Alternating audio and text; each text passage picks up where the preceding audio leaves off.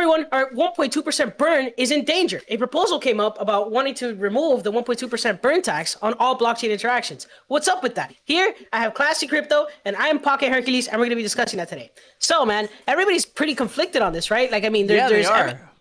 well, why is that? Because from what I see online, every interaction that I see, everybody's actually talking about upping the burn rate. No one has ever even mentioned lowering it, much less remove it. So what's up with that, man?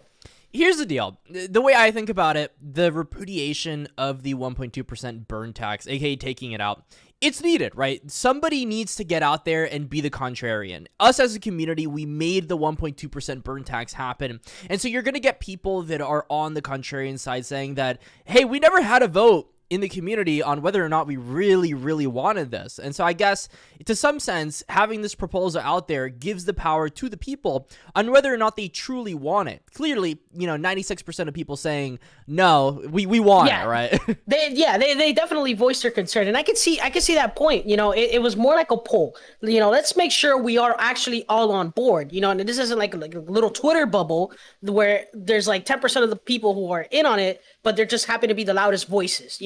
Then this makes sure that it's been community driven, that has been community implemented, and it's community wanted, and everyone actually wants to up the burn rate. So this proposal isn't going to go anywhere realistically, right? And I mean, I understand the counter argument, right? The counter argument is that if you want people to develop on your chain and money to move in, you can't have a 1.2% burn tax on every interaction. That kind of makes sense. But when we look at the volume, right, correct me if I'm wrong, most of the volume right now is coming from private exchanges, no? Yes, centralized exchanges. Centralized exchanges, right? Okay, and I mean, it would be up to them if they want to implement these burn rates themselves. Like we saw MEXC yesterday or 2 days ago, right?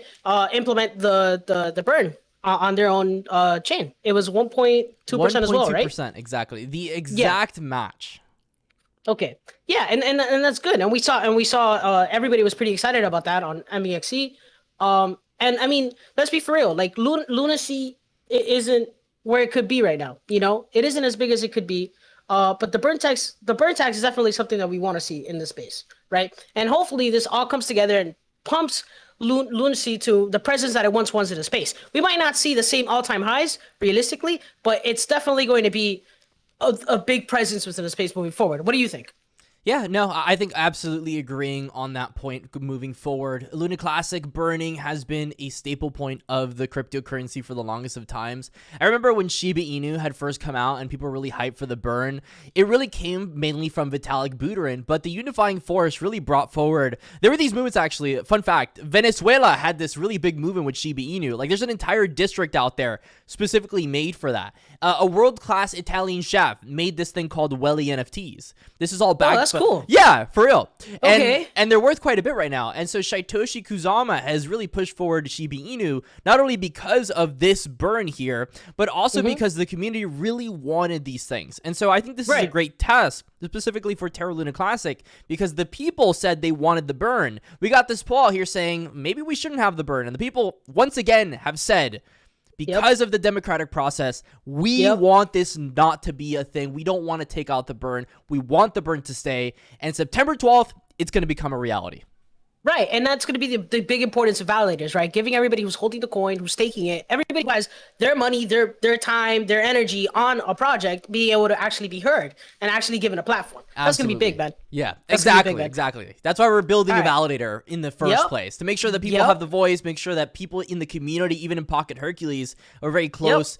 They get the voting power. Remember, you get to delegate who you want to give voting, and if they're all for supporting Luna Classic and the burn, which has become such an important part of Luna Classic, then you got the opportunity for it. For sure, man. For sure. All right, well, I'm going to close out here. Thanks for watching. Like and subscribe. If you guys have any questions for me or Classy, let us know in the comment section. Tweet it out, get the word out. Tell everybody, hey, man, this burn tax, we going to the moon. Down.